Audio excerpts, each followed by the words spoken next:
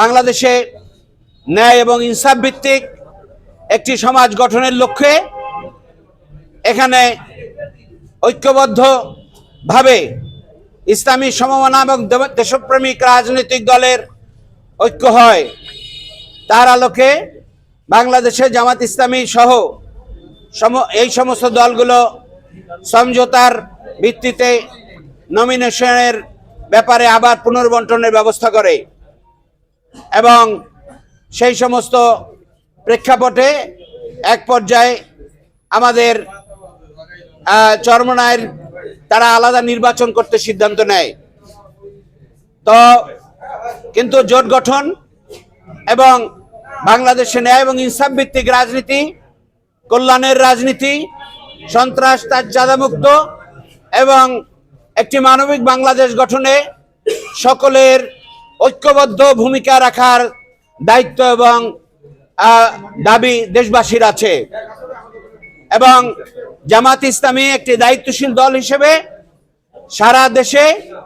এই যে ঐক্যবদ্ধ ভূমিকা, সেই ভূমিকার ক্ষেত্রে জামাত ইসলামী বড় দল হিসেবে সে সকলকে নিয়েই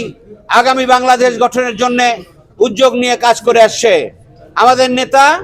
ডাক্তার শফিকুর রহমানের আহ্বানে এই উদ্যোগ এখনো অব্যাহত আছে। সেই জন্যে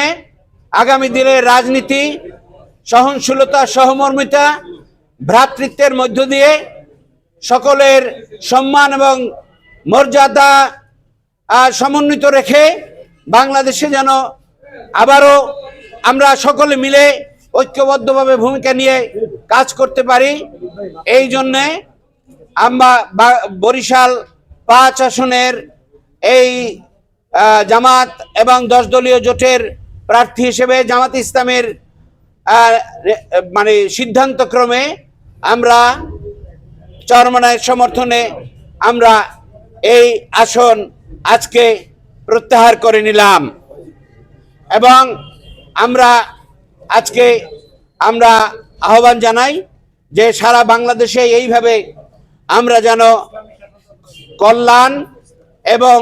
ন্যায় ইনসাফের ভিত্তিতে আমরা বাংলাদেশ গড়ে তুলতে পারি। সেজন্য 10 দল এবং 10 দলের বাইরেও যারা কল্যাণকর ন্যায় ইনসাফ ভিত্তিক মানবিক বাংলাদেশ গড়তে চান তারাও সমবেত হবেন এবং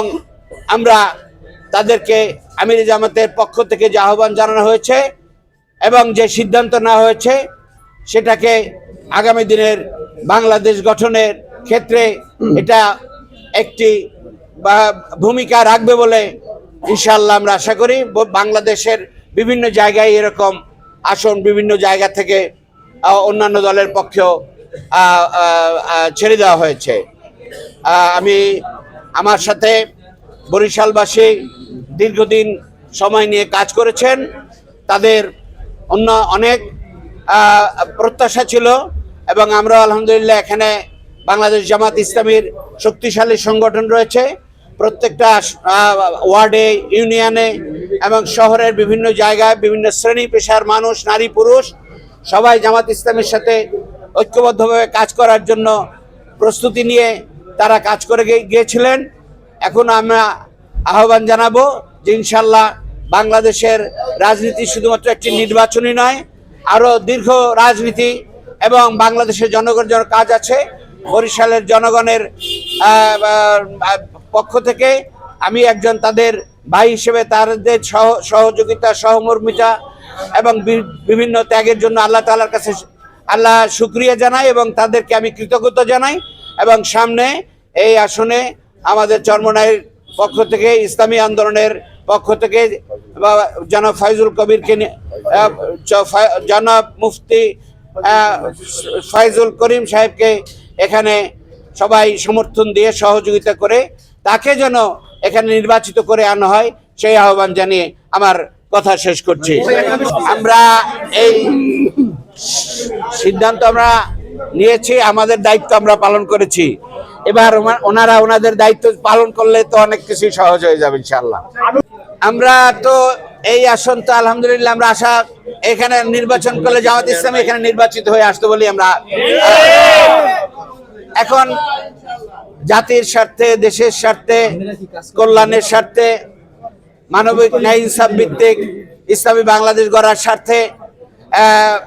দেশবাসীর জন্য এই এতটুকু ভূমিকার মধ্য দিয়ে বরিশালেও যেন আমরা আবার সকল ভোটার্সদের কাছে আমরা আহ্বান জানাবো, তারা যেন